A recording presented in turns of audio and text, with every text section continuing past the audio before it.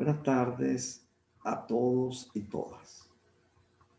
Es para mí un verdadero honor, y digo honor con todas sus letras, porque me siento realmente enaltecido de atender a esta convocatoria, con motivo del 17º Foro de la Infancia y de la Adolescencia, que se realiza año tras año de forma presencial en la sede del Tribunal Supremo de Justicia.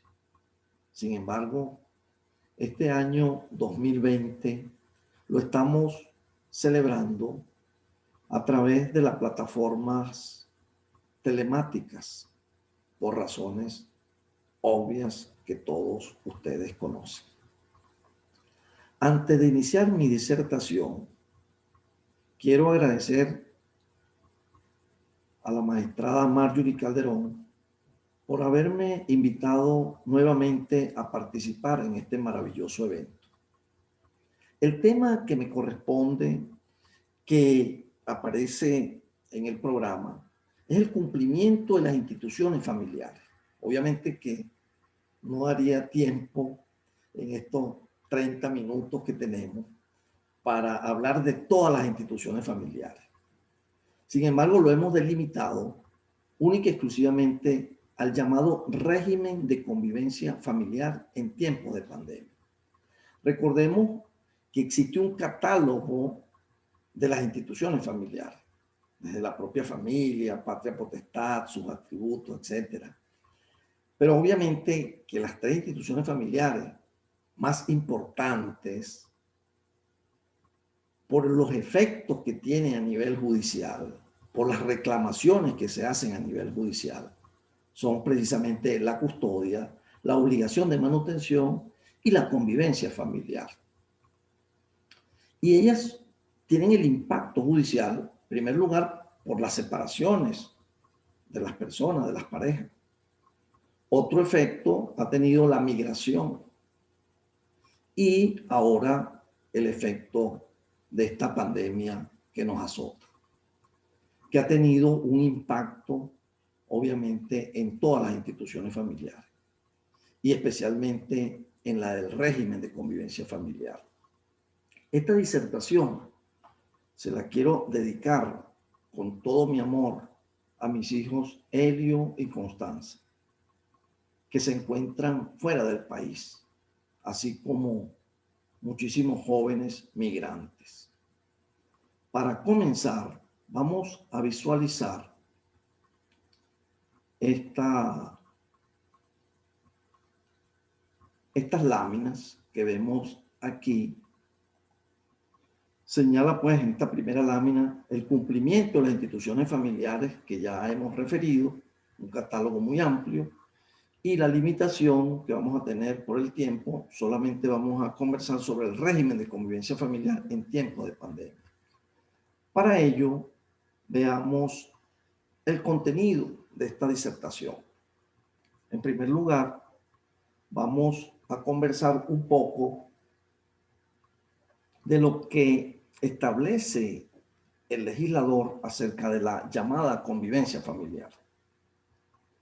Vamos a revisar también los incumplimientos de la convivencia familiar, con pandemia y sin pandemia, el impacto en la convivencia familiar por efectos del coronavirus o esta pandemia que nos azota. Vamos a revisar un poco también un tema que a mí me parece importantísimo, que es esta pandemia como excusa para obstaculizar los contactos. Es decir, la no ejecución de la convivencia familiar pudiera servir de excusa para el progenitor custodio de obstaculizar o impedir los contactos con el progenitor no custodio. Y obviamente unas conclusiones, más que conclusiones, serían una especie de reflexiones y sobre todo una propuesta que le tengo, magistrada Calderón, para unos lineamientos que pudieran trabajarse de manera rápida y que pudiera servir de apoyo a nuestros jueces y juezas. Para comenzar con esta temática, vemos en la lámina la convivencia familiar propiamente dicha y más abajo observamos que es el derecho al contacto directo, personal y permanente con su padre o con su madre no custodio, también con sus parientes y allegados. Pero fíjense ustedes que debemos ubicarnos en el propio planteamiento que hace la Convención sobre el llamado régimen de convivencia familiar. Para ello nos situaremos en el contenido del artículo 9, que establece la obligación de los Estados partes de respetar el derecho del niño que se encuentre separado de uno de sus padres a mantener relaciones personales y contacto directo con él de modo regular, siendo que este enunciado tiene una excepción, salvo si ello es contradictorio con el interés superior del niño. Por lo que este derecho, óigase bien, se proyecta como un modo de subsanar la deficiencia que se presenta respecto de quien no ejerce la custodia a raíz de habérsele atribuido al otro progenitor, por lo que debe establecerse de la forma más amplia posible, siempre que no medie circunstancias que hagan necesario restricciones o limitaciones temporales a este derecho. Es decir, que estamos hablando de que es un derecho recíproco.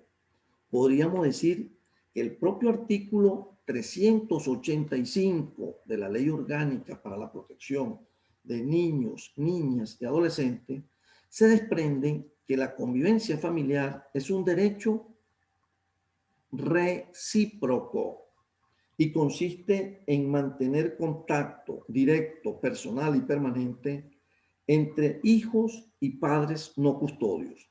Pero además no puede sustituirse jamás de forma indefinida por los contactos o frecuentación virtual, ya que el legislador en el artículo 386 estableció las comunicaciones telefónicas, telegráficas y computarizadas como forma accesoria de la verdadera comunicación, que es la directa y personal.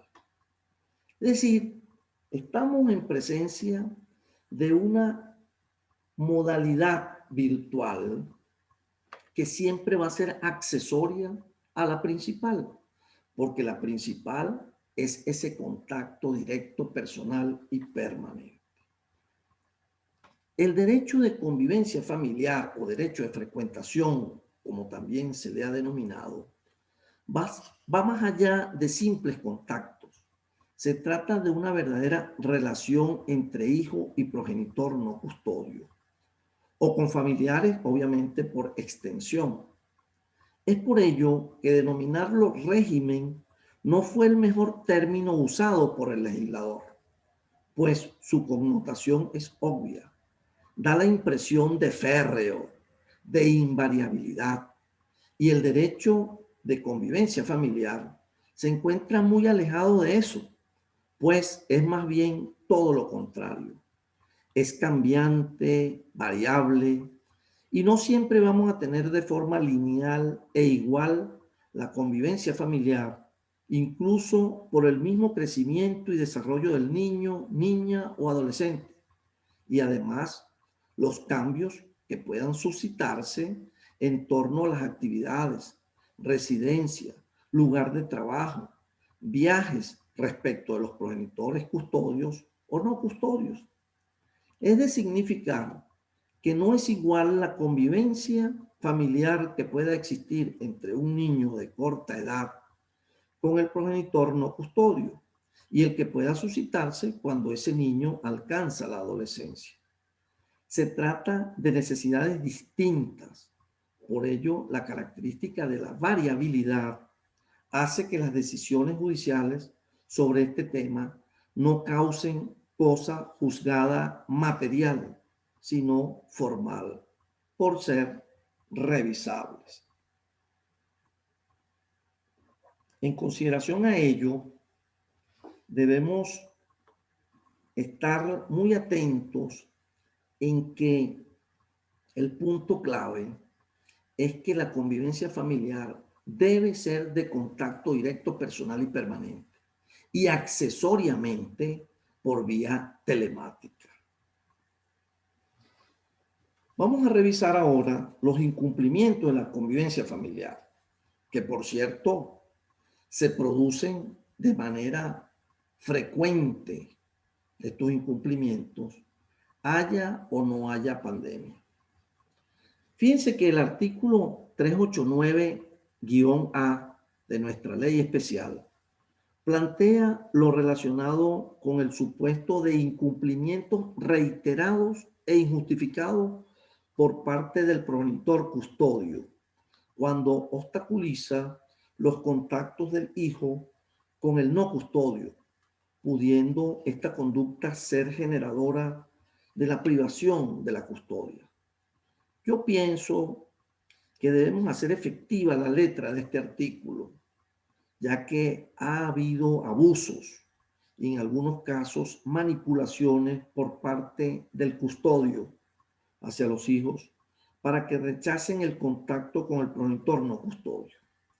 Yo sé bien que privar a un progenitor de la custodia en razón a la sistemática obstaculización de los contactos de sus hijos con el otro progenitor es complicado porque en definitiva afecta al propio niño, pero hay circunstancias que hacen necesario implementarla, haciendo letra viva la norma.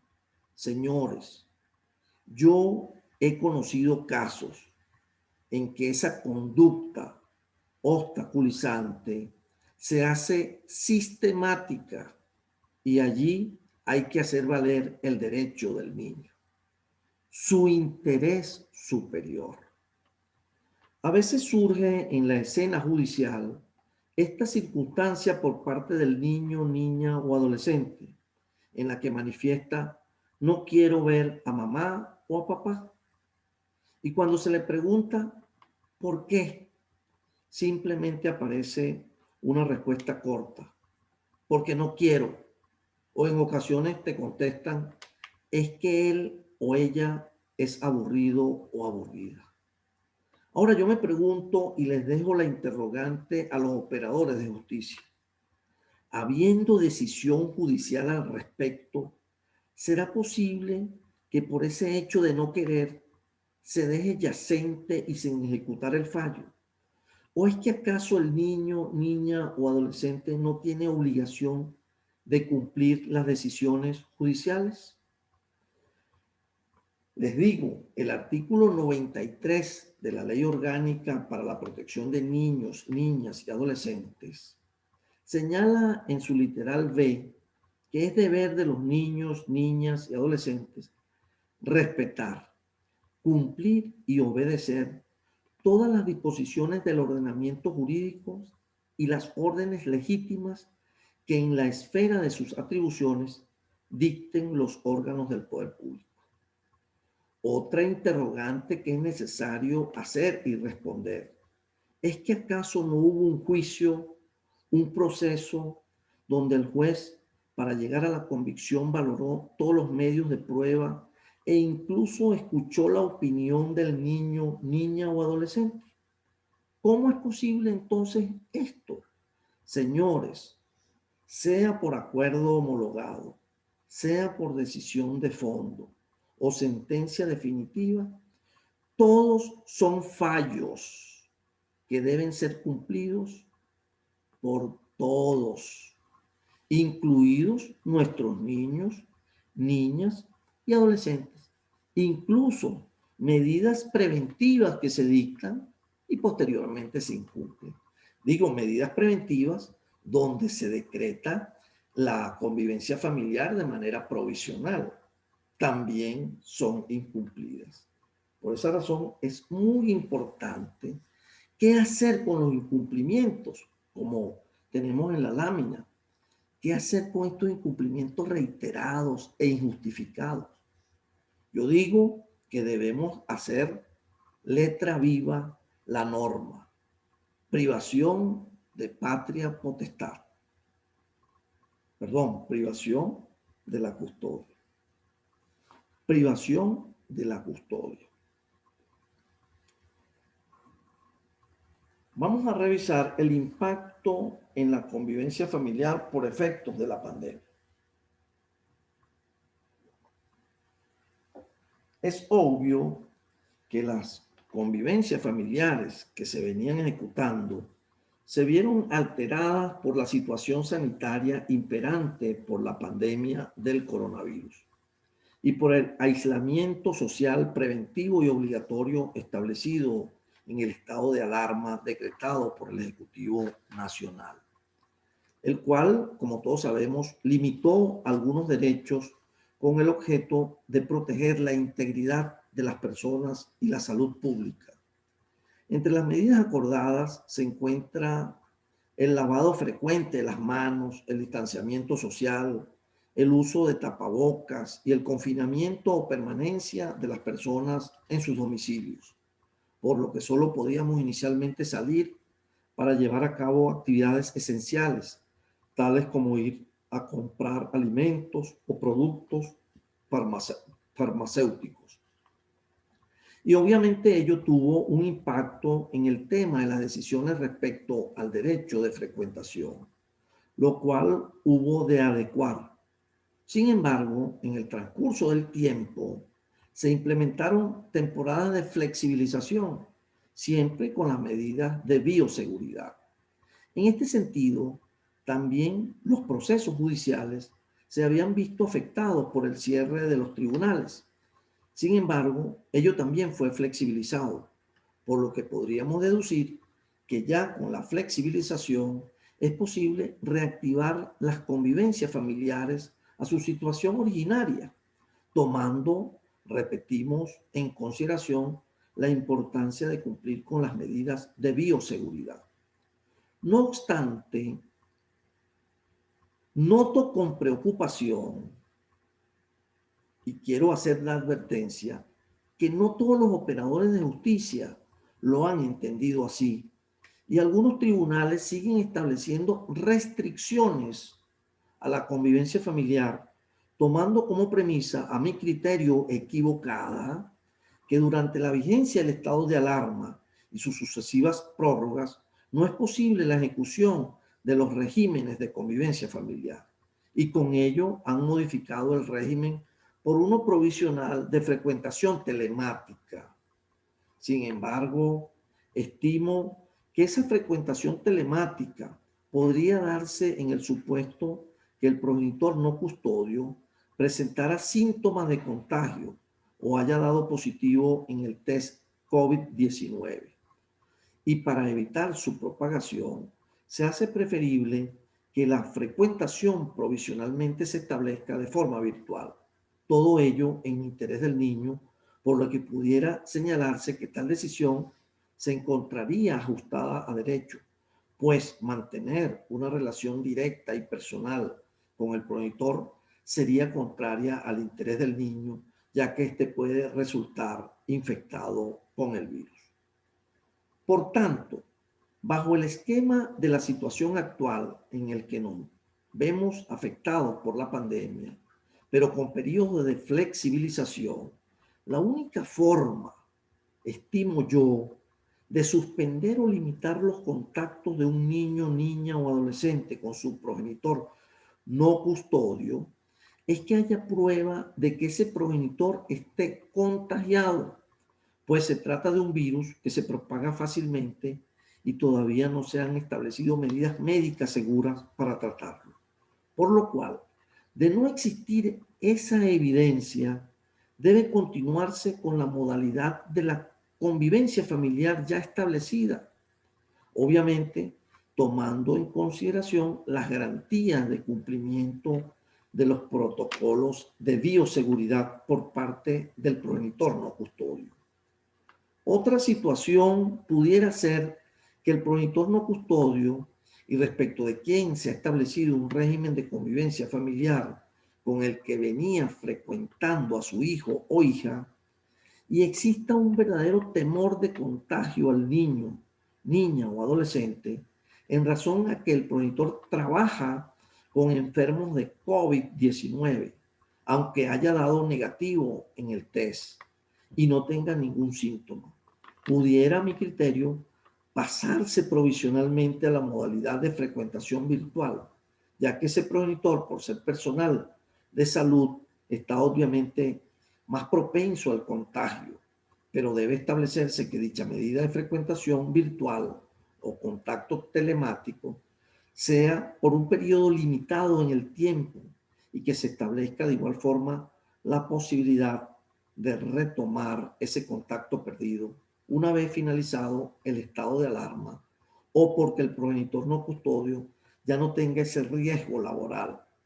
Por lo que sería importante incorporar esa idea de que después que pase el estado de alarma o no exista un riesgo inminente de contagio para el progenitor no custodio, pueda materializarse una compensación del régimen suspendido o establecido de forma virtual.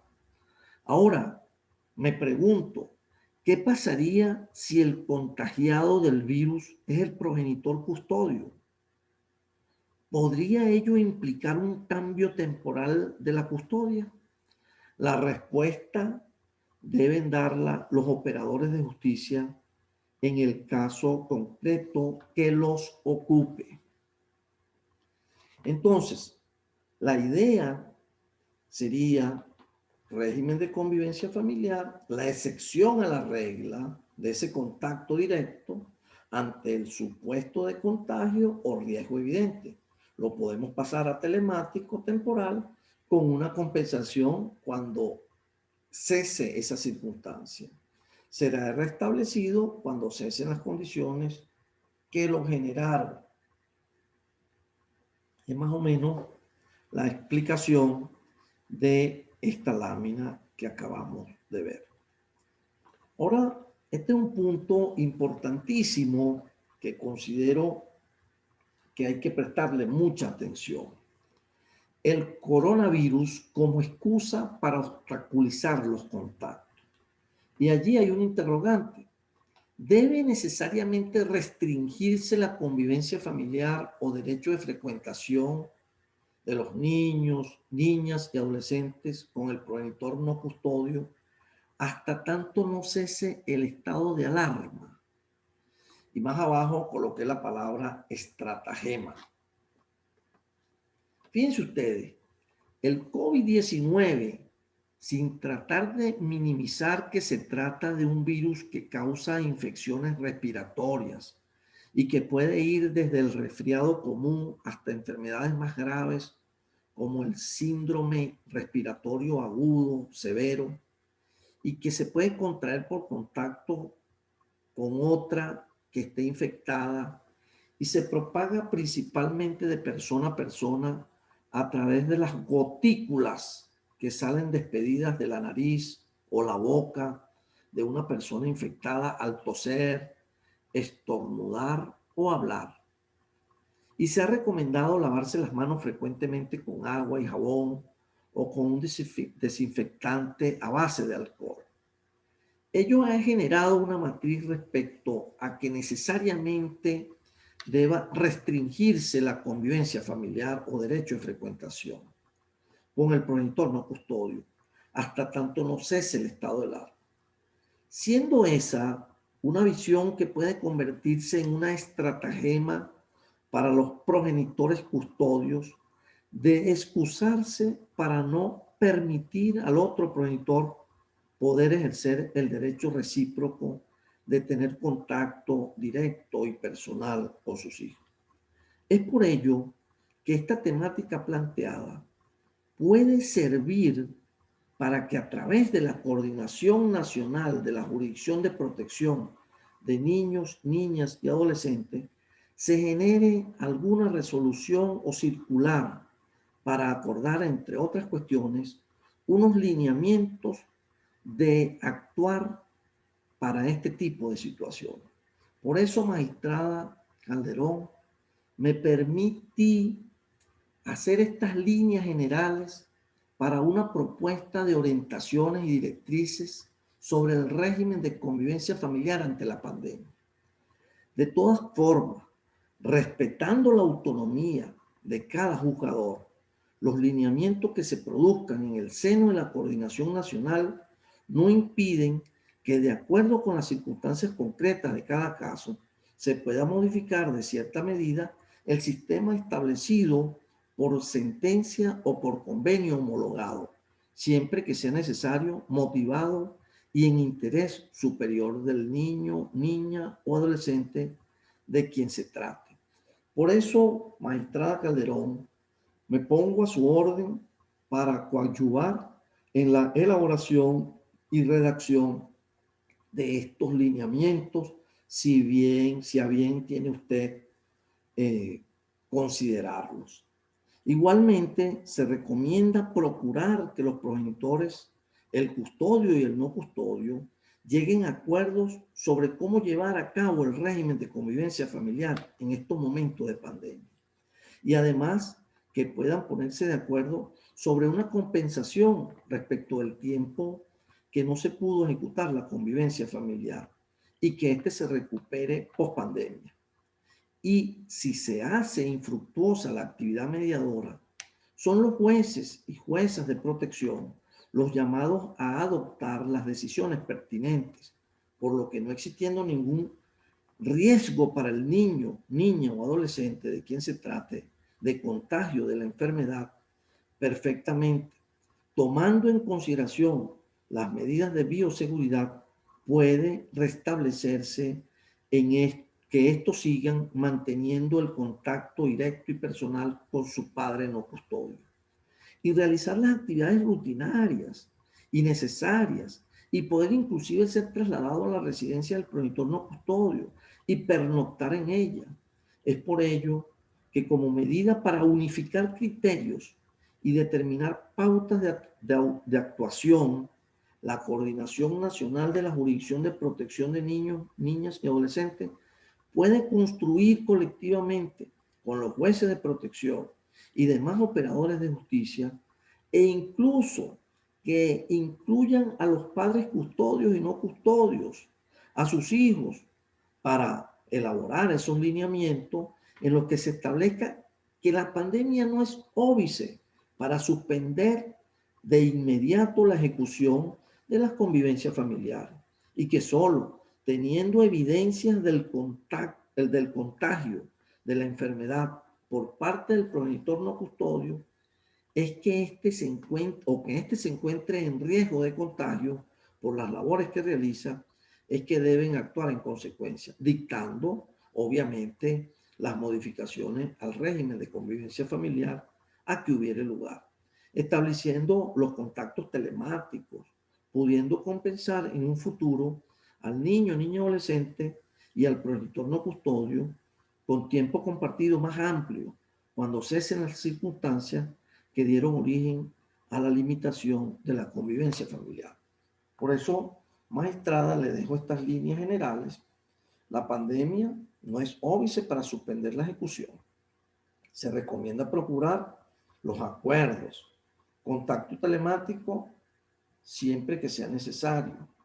Recordemos que los contactos telemáticos es accesorio al contacto directo personal y permanente, la recuperación del tiempo de restricción y progenitor custodio no contagiado, de lo que habíamos señalado anteriormente. Vamos a revisar ahora las conclusiones, más bien unas consideraciones finales. Fíjense, en estas consideraciones finales hemos colocado, obviamente, que la convivencia familiar es un derecho recíproco entre el niño, niña, adolescente y el padre no custodio. Un derecho recíproco como primera consideración final. Y el contacto es directo y personal. Y de forma accesoria es los contactos telemáticos. Sería una visión errada que de inmediato, al dictarse el estado de alarma por el problema de la pandemia, se suspendieran los contactos del niño. Y eso es peligroso, como hemos señalado, porque el progenitor custodio puede tomar eso como una forma de obstaculizar o impedir los contactos. Igualmente, si no existe ninguna evidencia de un contagio, ¿por qué, me pregunto yo, debemos imponer restricciones? Solamente esas restricciones van a tener cuando se tenga evidencia de ese contagio o del riesgo de contagio. Si el contacto pudiera colocar en riesgo su salud por la situación sanitaria, obviamente que deberíamos de tomar las medidas, es decir, modificar el régimen de convivencia familiar a uno telemático. Modificación de la convivencia familiar cuando el progenitor no custodio se encuentre realmente contagiado. Caso en que el progenitor no custodio sea trabajador de la salud, obviamente que hay que tomarse en cuenta y hacer una modificación al régimen de convivencia. Debe, en consecuencia, establecerse contactos telemáticos, pudiendo recuperar esos contactos. Eso es muy importante, lo de la compensación. Cuando termine todo esto, o cuando no exista ya el riesgo, debe compensarse para que ese progenitor no custodio tenga más tiempo para, vamos a decir, recuperar el tiempo perdido. Posibilidad de recuperar o compensar el tiempo perdido.